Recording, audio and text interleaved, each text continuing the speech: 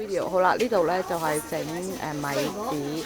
咁首先咧，佢就喺嗰啲米漿度咧撈咗殼嘢啦，跟住就擺落呢個好薄嘅整 pan 嘅地方，冚埋嗰個。喺呢個時候咧，佢就會再畢第二啖嘢落去嗰嚿嘢嗰度啦。跟住咧就我唔知道係咪木啊定下邊咬糊嘅啫。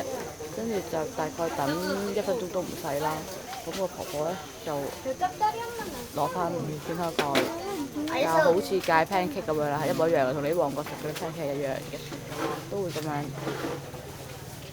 撩翻出嚟啦。用個手揸揸飛嘟嗰個頭喺度啦。跟住咧完咗呢個之後咧，咁咧就唔得俾得住嘅。咁等呢度敷晒之後咧，我諗佢就會將佢擺喺隔離呢度咁樣啦。之後咧製成品就係要 show 俾大家睇，就係咁樣啦，一塊透明，後邊摸下質地咧就好薄啦，完全我 feel 唔到係食得嘅，基本上係唔知點食。你試下咬一啖啊！